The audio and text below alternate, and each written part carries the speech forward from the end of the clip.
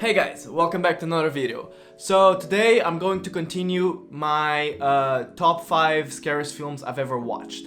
So I said I was going to do 3 lists, I did one, and today I'm going to do the second one. So let's begin.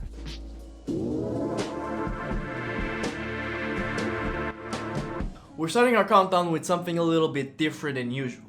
In our number 5 pick we have Willow Creek, and in this found footage film it tells the tale of this couple who goes explore some woods in order to find the one and only Bigfoot. So the guy in this relationship is obsessed with the urban legend of Bigfoot, and he has made it pretty clear that he's going to find him. So he started this documentary on his discovery with his girlfriend, who isn't as interested and just thinks he's wasting time. Now the big question every single one of you is asking right now: how is Bigfoot scary?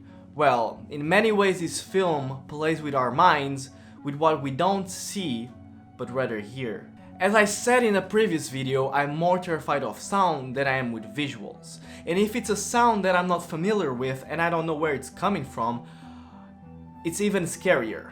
This film, like the Blair Witch Project, it capitalizes on that. The fear of the unknown. And the fear of what we hear but don't understand how far and from what or who it's coming from. While our couple are in the woods producing their documentary Finding Our Bigfoot, they find more than what they wanted, since they find a family of them. But we really don't know if it's just our imaginations or if it's just bears. Because in this film we see our protagonist's reactions on the sounds coming outside their tent, getting closer and closer and closer until it's too close and it's too late for them to escape. Truly a film that turned such an innocent urban legend into something very terrifying and made us not want to go find Bigfoot by ourselves, since he may be the one who finds us.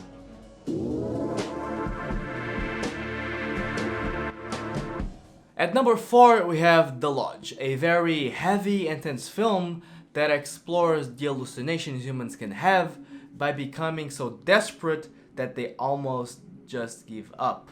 The film happens in a cold and snowy environment with our 2 main kids, the father of the kids and the girlfriend of the father. The father decided to come to his snow cabin so the kids can form a better relationship with his new girlfriend, who was a former mental patient and was a part of a deadly cult like the one from Jonestown.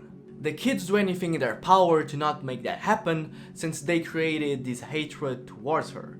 So both of them and the girlfriend become very distant, but that all changes when the father goes into town to get supplies and she and the kids become alone, and that's when the horror starts coming in. The feeling of complete isolation mixed with paranoia creates the most dangerous thing ever, which is hallucinations. Since our characters, especially our girlfriend, start to not comprehend what reality is and what is her imagination. And the kids also get very paranoid, since they have no more food left and the father hasn't returned yet, due to a very bad snowstorm. What makes this film stand out is how tense it is. It be with the conversations our kids have with the girlfriend, or the situations they have to endure and surpass together. And also the big plot twist that made us, the viewers, gasp for 5 minutes for how surprising it was. The kids are one of the best aspects in this film, for how real their acting looks, which makes us more immersed and involved in this very disturbing and religious themed film that will horrify anyone who decides to view it.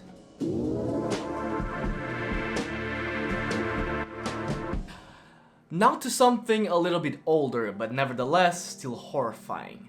At number 3 we are going to talk about Black Christmas, a 74 slasher that began the fear I'm always talking about, the fear of the unknown. In this slasher we have a sorority house who's getting these very strange and disturbing calls from an unknown number. But this individual only speaks nonsense into the phone to our sorority girls, and he never stops calling, but our sorority girls also never stop answering. This classic film did something never done before and did it amazingly. Either it be with the horrendous and gory kills from this killer to the girls of this sorority, or with the low profile of the killer who we never see once. The Christmas theme of this film makes it age so well, since a lot of horror and non-horror fans rewatch this classic every Christmas so they can experience once again the horror of having a killer who is striking without any reason, and whose identity remains a mystery until the very end of the film.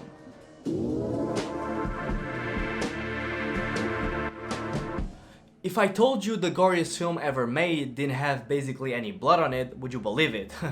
I know it's crazy, right? But you have to, because at number 2 we have the Texas Chainsaw Massacre, which is a film that it's so dirty, disgusting, and just plain dirty that it looks like a VHS tape you found in an abandoned house that you know it's probably a snuff film, but you still watch it. I mean, this film popularized daylight horror, with the very sunny and heat environment in Texas, mixed with all of the terrifying shots of the film being in the day. The teenagers who end up in Leatherface's house just get the worst of them, as the family that lives there is just plain evil, since they're cannibals who take advantage of travelers to eat them and take their skin and bones to decorate their house. Nevertheless, this film has the most beautiful shots I've ever seen in any horror film. From the introduction to the cannibal's house, from the point of view of our final girl, to Leatherface swinging his chainsaw at sunrise while our final girl is escaping in the back of a truck drenched in blood. This film is one of my favorites and is one that any film student should watch for how effective the gritty camera lenses mixed with the hot and desert atmosphere can create this feeling of goriness and just plain nasty look.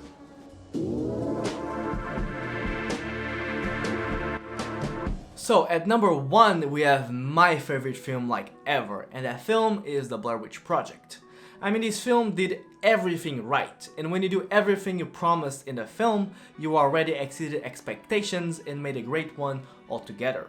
The Blair Witch Project had the best marketing campaigns in any film, and is probably the reason I fell in love with this major, as it took advantage of the early days of the internet and it marketed the film as real footage, creating a blog explaining everything they knew about the footage that was found, and also some possible explanations to how the people of the footage ended up missing.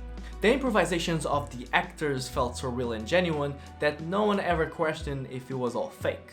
So this footage, this very bizarre footage, started spreading from festival to festival until it got into theaters and it made one of the biggest box office ever, that it topped their budget of $60,000 by a lot. I could go on and on how The Blair Witch Project is the best horror film and the scariest, but I would be here all day.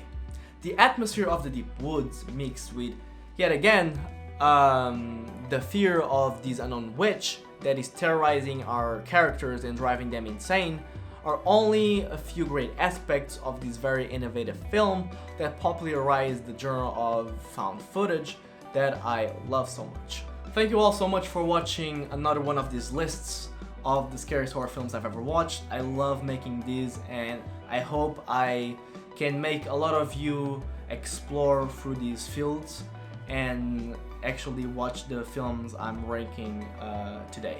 So see you next time, guys. Goodbye.